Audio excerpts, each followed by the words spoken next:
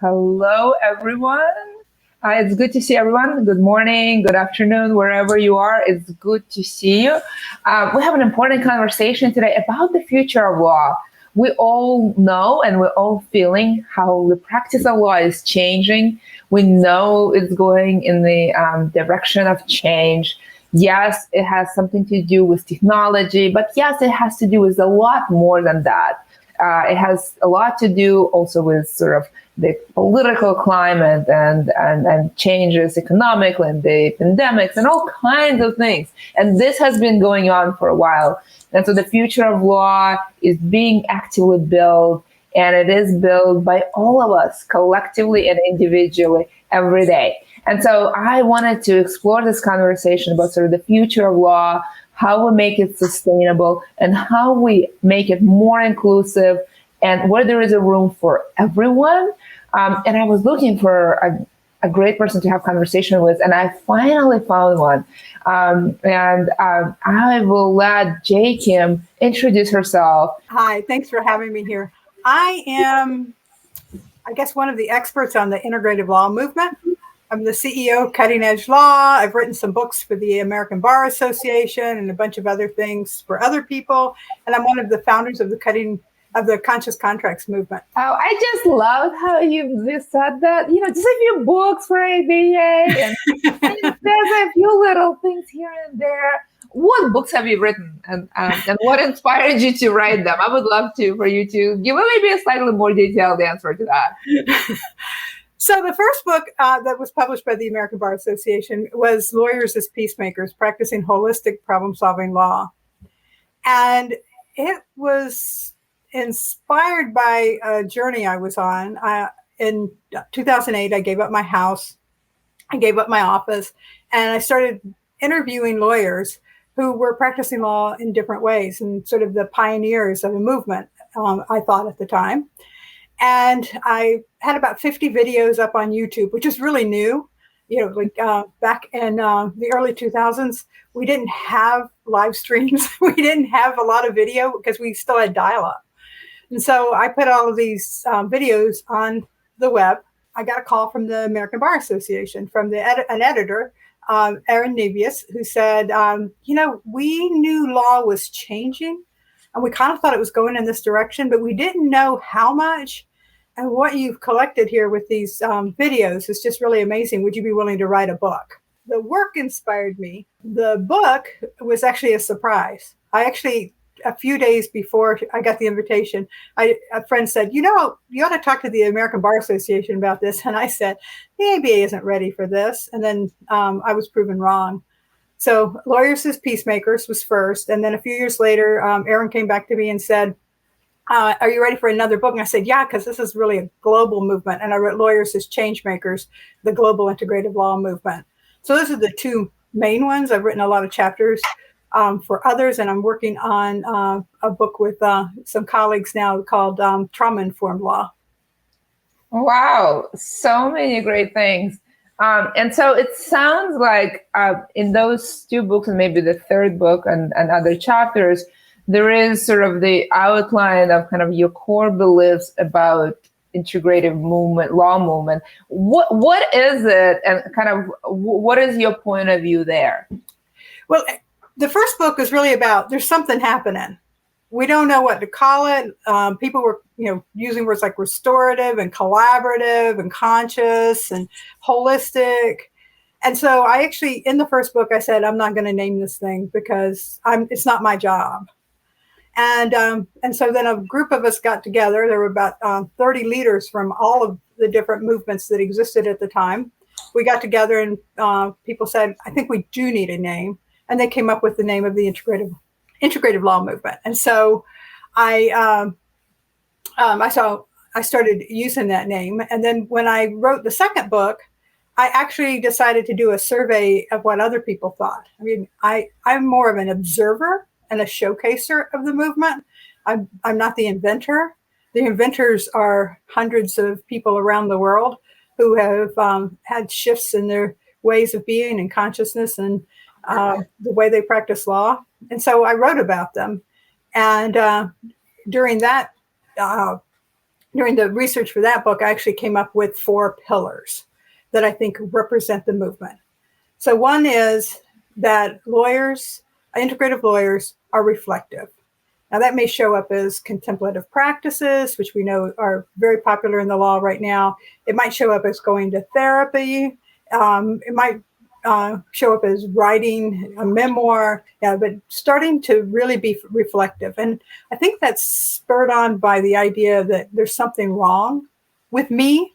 Like a lot of lawyers think there's something wrong with them because they're bumping up against a culture that doesn't fit them. We definitely see a lot of that on LinkedIn, right? Yeah. Where we've seen lawyers who have, I'm a good example of that. When you close your eyes and imagine you're a lawyer, you're probably not thinking of a girl named Olga. I imagine you, whatever legal nightmare, whether it's taxes or criminal, whatever your flavor of nightmare is, close your eyes. Who comes to your rescue? It's probably not going to be a girl named Olga. And if your vision of good legal help comes from news or Hollywood, and there is sort of a feeling, how come I don't fit in? And I think it kind of starts, and you see a lot of it during pandemic among lawyers, to sort of, how do we include everyone so that when people close their eyes and imagine their nightmare, their rescue actually looks like what profession is and feels like one. There's 3 more pillars. Would love to know what they are. So the second one, it's sort of each one grows from the others. So the second one is really starting to look at law from a values or purpose perspective.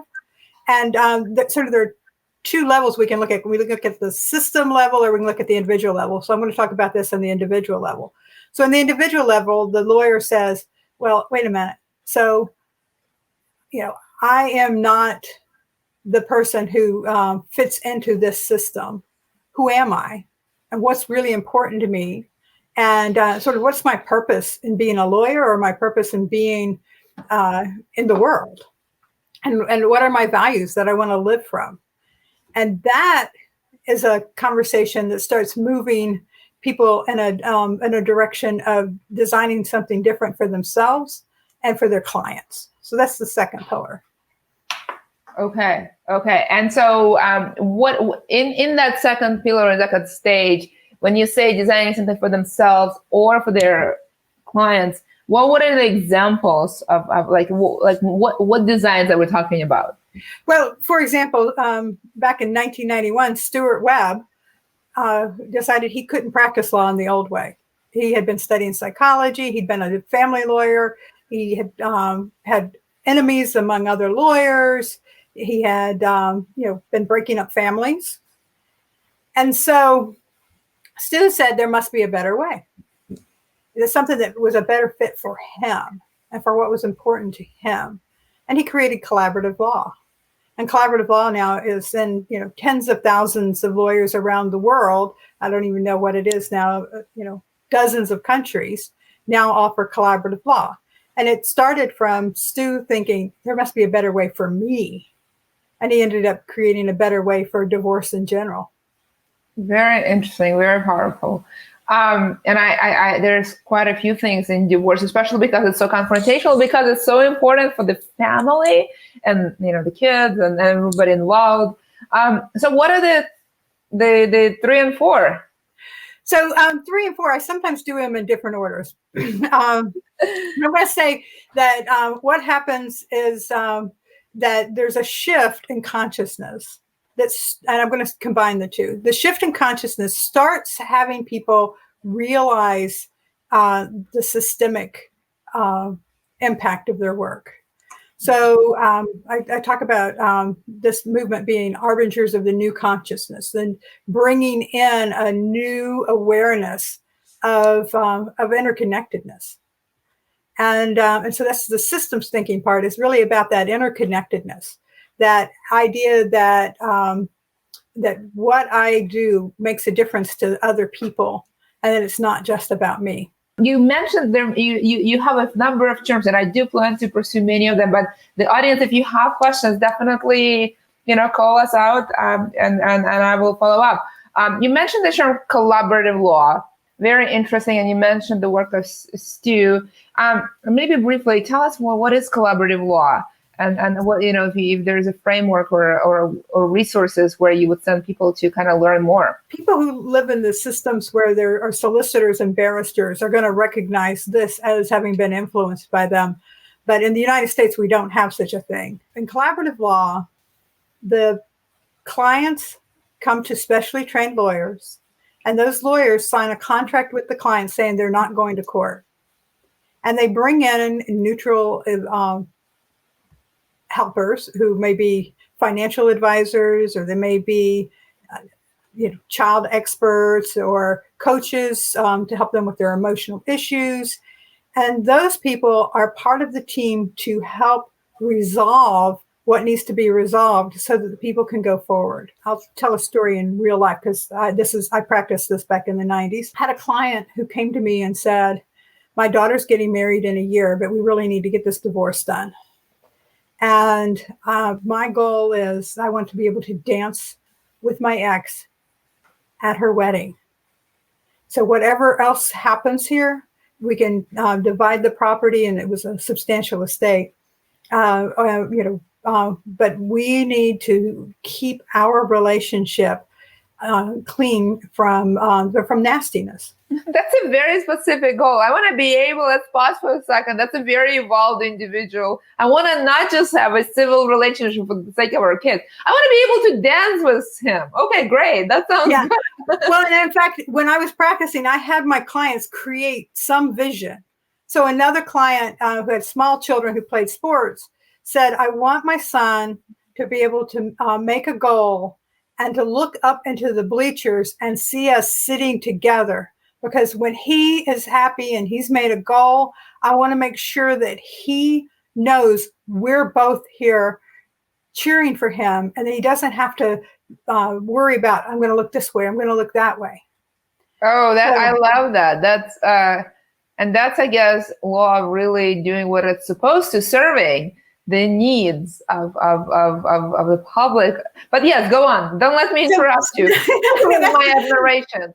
So collaborative law actually trains lawyers to do this instead of that other thing that we see on all of the movies. And, people, there's so many people I run into that, they've been divorced for 20 years and they still can't go visit the grandchild at the same time.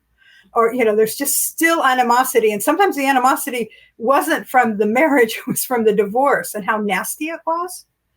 And so collaborative law says, we're not going to be nasty. This is a family issue. We're going to give the power to the family, and we're going to provide them with a support structure that helps them make decisions that will work for the family. And then we take that to court and we get it approved by a judge. So they are still divorced. But, in my collaborative practice, very often at the end, they would stand up and hug each other. I mean, I have stories that I can still cry at, just how moved I was. People who bring champagne to the last meeting to thank each other and to toast each other, to say, thank you for everything you did to make this divorce less adversarial, less nasty. Oh, I love it. So that's see, and that sort of captures a few of the things from integrative law in general. So collaborative law is one model, and it's in family law, but every area of law has people who are doing that kind of work, that are doing more heart-centered, if you want to say it that way, or heart-centered. I love it. Let's pause on that term. Everyone here, heart-centered law. I love that. Okay. And we integrate other people. We integrate mind, body, and soul. There's a lot of integration that is buried in the name integrative law. Very interesting. I want to talk a little bit more about the system we have today. And then I read some of your writing. You talk about the collapse and how the system is not working. Tell us more about how you think about where we are today. I read a lot of Margaret Wheatley, who is a systems change theorist, and she's much more of a historian than I am, and so she can track back the collapse of society for a long way, and I'll point to a lot of historical examples which totally escape my memory, but they make sense when I read them. And so the idea is that when a system is dying, and all systems do have an arc of creation, a peak, and then a decline. When a system is dying, what happens is that people who don't work well in the system I always see it as like kind of falling out. It's like if there's an arc, they're kind of like raining out of that arc, and they're falling into a new place. And so people like Stu Webb, who is a great example of somebody who said, this isn't working for me, and I'm going to create something else. So over the last 20 or 30 years that I've been observing this movement, I've been seeing more and more people who are creating their own models. So as I've traveled around the world, I've met people who've said, it just didn't work for me, and I started creating something new for myself. And it's kind of interesting because, for example, I know that you and your listeners have been looking at the legal design movement. The common contracts kind of simultaneously emerged in South Africa and Australia. And then they've been popping up in other places with people who are not actually connected to the people who I know as the founders of that. And so there's this idea that we don't fit, so we're going to create something else. It's sort of the first stage. And so there are all these people out there. Then they start getting connected to each other. And I've really seen that as part of my role, is connecting them so that they can start building something. So I think this is the new legal system. The new legal system that doesn't have a lot of the baked in dysfunction of the old system. It's not designed to be traumatic. It's not designed to be racist and sexist and all of the things that are part of the old system. So the new system is sort of in that seed stage, but I'm really excited about what I'm observing as people are creating new ways and bringing values that I share into being. Very interesting. So that's a big idea, and it's big. It's big, everyone. So I'm slightly, not easily intimidated, but I am a little intimidated. Oh, good. It is such a big idea to try to convey. I've been a little nervous about trying to convey it in 20 to 30 minutes. No pressure. No pressure. Pressure. Just talk about I'll give you extra time. We can go to 40 minutes. I'll be generous today. 40 minutes. All right. It is. So where do you think all of this is going? The seeds are there. There are sort of the gang of misfits around the globe. Where this gang of misfits is going? It feels like there are the people who are authoritarian and dominating and controlling that are barreling along on one side, and they kind of have that old system on their side sometimes. And then we have all of these people that are saying, no, that's not the way. Like that is not the system, the world that I want to live in, that are creating something, coming from this other direction. I am putting my energy in the new system and the new ways of being, and trying to nurture what's going on there, and be of support in any way I can, and just hoping that we're going to win the race, because there's so many things that are polarized right now, the environment and political unrests, of all kinds. If we have some alternatives and some peacemakers who are involved in that, I think we have a better chance of survival.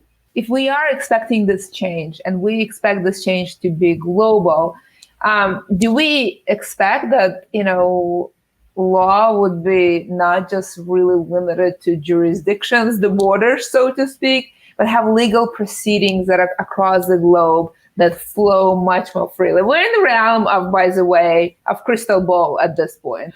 So it's already happening. in the conscious contracts work that I do, we're already doing cross-jurisdictional work because we're not designing contracts for the court, we're designing contracts for the parties. And so we are going cross-border. And we have people who are, like in 5 different countries who are trying to figure out, how do I create a contract? And we work with them and help them actually design that thing which they want. Like, who are you and why are you doing this? And how are you going to resolve conflict? And what are the action plan elements of your contract? That's the conscious contract. And so it doesn't matter where you are. Those kinds of things are relational. And if you never have to go to court, then you don't have to worry about jurisdiction. So we build it in there so that they don't have to go to court. Okay, you said many things that we're going to talk about because everyone knows that I love contracts. You know, mentioned I know you love contracts. Contracts specifically a few times. I get it. We're going to talk about it. We are not going to miss this conversation.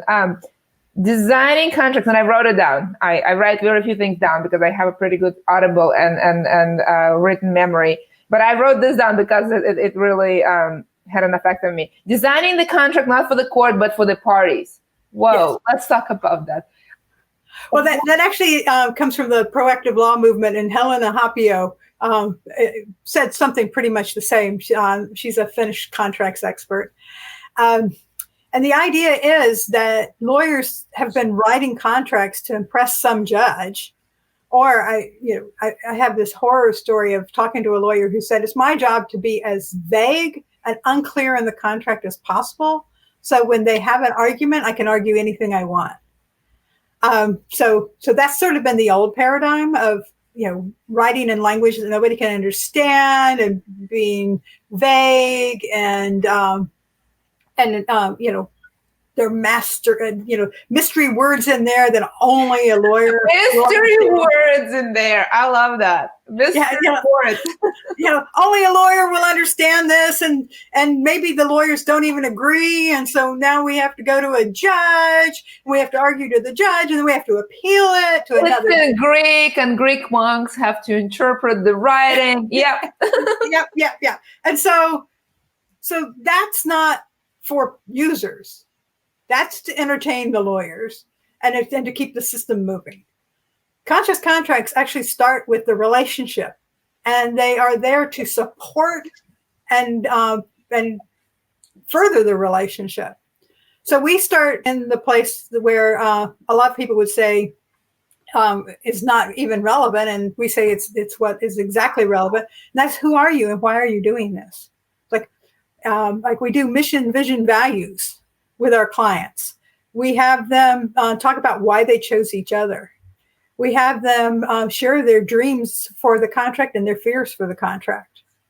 And at that point, they're pretty much in love with each other, or they've decided, wow, this is not going to work. We really don't even live in the same universe.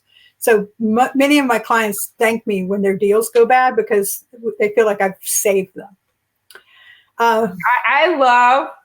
I love the start. Who you are and what's your dream. I mean, isn't it like that should be a requirement for any relationship? Like, seriously, like if there is no Venn diagram intersection for you and I, then why are we here? Why do it? And we have one recent client. They were 2 Pakistani boys grew up together, and then they decided to get in business with a tech company into adulthood. And we did this process with them, and they said, oh my gosh, we've learned so much about each other. We've been lifelong friends, and we still learned a lot. And the contract that had been kind of languishing for months and months came together in just a few weeks because they got that clarity, and they remembered why they wanted to do this with each other. So it seems like when you're writing a book, once you have an outline, writing is an easy part. And with the contract, once you actually have a shared dream, papering it up is a logical thing. It is a logical thing. But then the other thing that's logical that happens next in the conscious contract model is that we have a conversation about, okay, So now you're in this bubble of love. You know that you want to work together and how you want it to feel and all that kind of stuff. But you're human, and humans get into conflict. We're living in the VUCA world, the volatile, uncertain, complex, ambiguous world where everything could change in a minute. And so we need to be able to respond to that. So how are we going to create our own system for addressing change and engaging disagreement? And we have conversations about how did you do that in your family of origin? What happens? Like if I'm upset, what do I look like? How do you know I'm upset with you? I'm not a person that's going to yell at you. I'm just going to go quiet. And I'm going to withdraw so that I have a chance to think about it. But and that's not such a bad thing until I've been gone too long. And then I'm in my head, and my head is an ugly place. It's a very bad neighborhood. Ooh, so we have to, it's not like, we're going to go to mediation. It's like, how do you do conflict? And how do we engage with that? So for me, if I've been quiet for a little while, the question to ask me is, Kim, are you busy? Or are you angry? are you busy or angry? I love that. Busy happens over here. And so I can get quiet because I'm busy and doing something else, or I can be angry. And so I actually give that key to the person in the contract and say, the key here is how to engage with me if you think I'm upset. And this is what it looks like. Oh, I love so many things about it. I mean, let's start with the one thing I really love is, we never talk about contracts as a bubble of love. But I mean, in the end, we get together to create something together of value to the rest of the world. So, while not the language we use in our daily business conversations, actually kind of makes sense. Actually makes a lot of sense. Especially when you are looking for the intersection of two dreams and how that commercial opportunity would be furthered. I also love this idea of, hey, you and I may be resolving conflicts in a different way. And maybe finding that intersection where the two of us can be is something we should know before we embark on this bubble of love. That is a powerful idea. Well, and you don't want some outsider, arbitrator, judge, or whatever, trying to navigate that and making you all upset and wasting resources and all of that. And so this, we call it the ACED for short, addressing change, engaging disagreement. This ACED actually has a prerequisite that you have to go through this before you can go to court. Let's slow down. ACED, addressing change, engaging disagreement.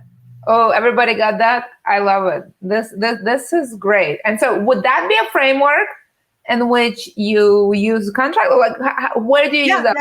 Yeah. I love frameworks because I think model thinking and framework thinking really make us, more involved individuals and professionals. So tell me, how would you use that?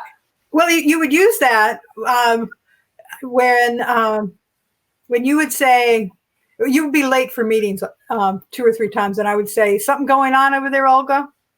And you would say, well, I don't know. I said, well, why don't we have a conversation? We always have people create like a phrase. Like the phrase I love is when somebody says, there's a disturbance in the force. Let's sit down and talk about it. Or, something... There's a disturbance in the forest. I had to think about it. That has a little bit of a adventure sci-fi going on there. Yeah. Or something's not feeling right. I don't feel like we're completely on the same page. Can we just go out for coffee? Like that. That's sort of the first level of this engaging disagreement and addressing change.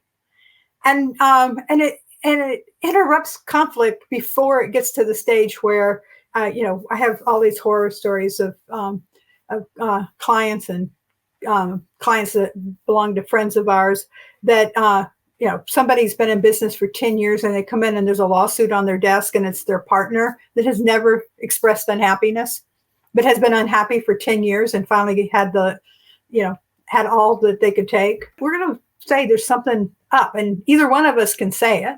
There's something that doesn't feel right. Is it something going on with you? Is it something going on with me? Is it something in the relationship? And that's what the ACED does. It's, most contracts are thrown in a drawer. The only time you look at them is when you're upset. You pull it out and you see, is there a weapon in here for me? But the conscious contracts model actually creates a contract that is more of an operating agreement, a constitution. It's, like there are reviews and there of, okay, how's this working for us? If you're a startup, you may have one contract while you're, kind of getting things going. And then when the first big money comes in, you need to have another contract because the dynamics are changing. Oh, I love it. And so you actually put those reviews in there. I love it. Our contracts create weapons. Oh, I don't know. I never thought of myself as weapon creator. But I can definitely see that that's the framework, actually helping folks get back to the bubble of love and why they got in the first place together, maybe far more useful, to win collectively, right? Because weapons allow you to win individually, but if you want to win as a team, you need something else. And that something else is the tools. I think that's what you're talking about. And if you could have produced the widgets or gone somewhere or, whatever the contract's about, if you could have done that alone, then you would have done it alone. And so this relationship actually is what allows you to have your dreams, to manifest your dreams. And so if you're spending all of your energy fighting with this person, you're not getting there. So let's resolve it as soon as it starts bubbling up. So you're actually in the worst position, frankly, right? Because one cannot do it alone, and now you're doing it alone, plus you're fighting the battle. So you're actually arguably worse off than you were even thinking about the bubble of love and thinking of how 1 + 1 could be greater than 2. Yeah, I only heard part of what you said, but yes, I think like if you are by yourself in that lonely place, you're having to hire different things done, then that's a complication. If you're in the bubble of love with somebody who is going the same place you are, then everybody is working well together. We're kind of coming to the end. I have a few questions. I'm gonna maybe shift gears. I'm reluctant because I have so many questions. But maybe question one. What are other sort of ways to practice integrative law or other examples that you can provide, Kim? Well, if you were a criminal in the criminal law area and sort of started looking for new models, you might find restorative justice, which is about healing the harm of crime so that instead of just putting people in jail, they're actually looking for a way to heal the victim and the perpetrator. And I use that term even though in restorative justice, it's not a popular term, but it's one that people understand here. It might be that you find the problem-solving court model, which started in the drug court area, so that somebody who has a drug problem doesn't go to jail. They actually get rehabilitation and reintegration into society. If you are in the wills and estates area, you might find the idea of learning more about dying. My friend in South Africa, Rhiannon Thomas, has become sort of an expert on dying, and she works with a death doula who helps people prepare for their death, and as part of that to create their estate plan. Okay. Because most of the time people are afraid to talk about their death. And so, we're all going to do it. So let's end on a bright note, but yes, we're all going to do that. We're all going to do that. Maybe not today, though. Not today. Not today. Let's go back to the bubble of love today. Let's go back to the bubble of love. Yes. So I'll share this one for the conscious contracts area, they've modified it a little bit, but they're using the model plus to work with refugees who need homes, and people who have empty houses who have been reluctant to let other people live in their houses. And so they've used this model to have the conversation so that they actually create a relationship, and fill the empty homes and provide homes for people who have been displaced. I love this emphasis on the relationship. I think in the business context, relationship is everything. I think relationship is everything in the personal context as well, and definitely in business context as well. And so I love this, going back to the bubble of love in the relationship and the relationship in the business context. I do think that we often, as we paper think, forget why we got together in the first place. And I think it's very important. You have been what's now called digital nomad for quite a while. You were it before it was cool. Yeah. So tell Kim, tell me kind of your, tip, or kind of how you got there, and how it is satisfying to see it become a thing in your lifetime. Well, I started, I call it collecting lawyers who were doing this integrative law, what we now call integrative law, back in the 90s. And I created a whole community of people on the internet as the internet developed. And I was going to a lot of conferences, and I was hearing at a restorative justice conference, they're talking about the same thing that they're talking about at the collaborative law conference, or they're at an earth law gathering, and they're all talking about the same kinds of topics. And I thought, these people need to be talking to each other. And so I know, it's like a novel idea. They should talk. They should talk. And so that's where I kind of got into the role of the connector. And I decided that in all these conferences that I was going to, I should videotape. And, these amazing people were saying such amazing things. And it seemed so selfish that only, 100 people at the conference would hear them. And so I bought a video camera and soon discovered I was terrible at videography. So I came across a videographer who was looking for a new project. And I mentioned earlier that we'd been moving from dial-up to faster internet, and video was new on the web. And we decided we were going to videotape these people. We were going to go around the country at that point, and we were going to videotape them and put them on the web. And so to do that, it kind of required me to travel all the time. And in 2007, I tried to do it while I still had a house, but I had a house and a law practice that were like screaming every time I left. Then I came back, and, there was a ton of work to do. And so I just got rid of the house, and I got rid of the office, and I went on the road. And I thought I'd be gone for about, 3 months, 6 months at the most.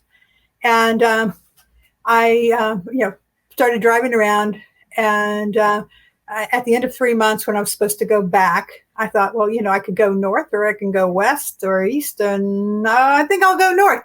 And so I continued on my journey. And so I did that for 12 years. When I wrote my first book, I went from being the weirdest lawyer in the world to mainstream, and started getting international invitations.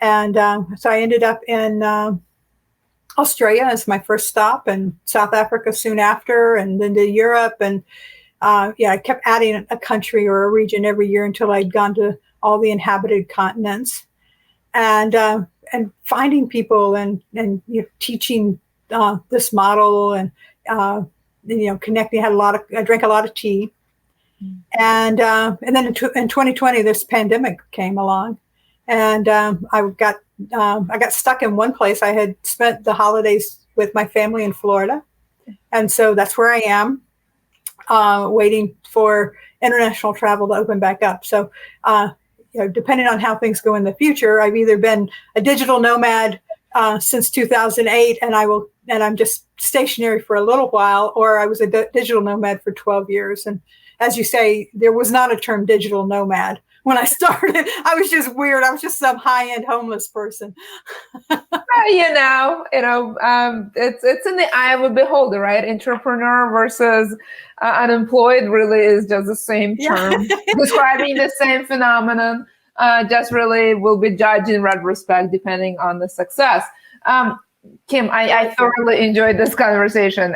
Your enlightened views about the future of law and relationships, and I just love the term "bubble of love." I'm gonna be now using it as a serious business term in all contracts adventure. But seriously, thank you so much. I really love the way you think about law, and contracts specifically.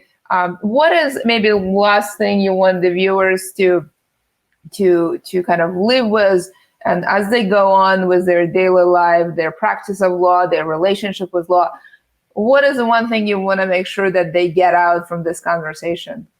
I think that I want them to know that the way we're trained in law school is in a very narrow law practice, and it pretty much is not one size fits anybody.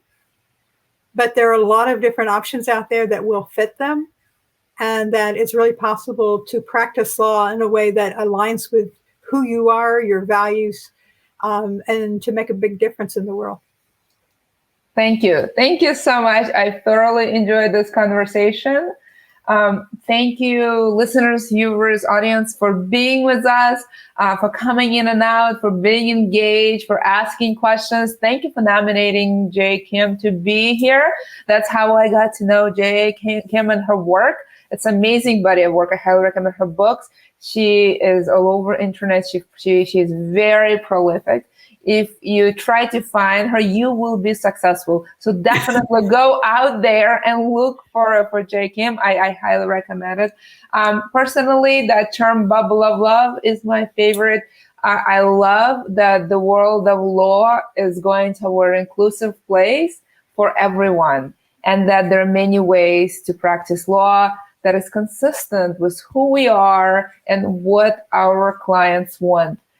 With that thought, if you have any suggestions of anybody else I should interview about the future of law, how we can practice it better, especially in the corporate setting, especially in the setting of in-house lawyers, definitely let me know. I am very active on LinkedIn. I'm very responsive on my DM, and I'm all ears. And I look forward to co-creating this future of law together that is much more inclusive and building the bubble of love. Thank you so much. Have a good one. Bye, everyone.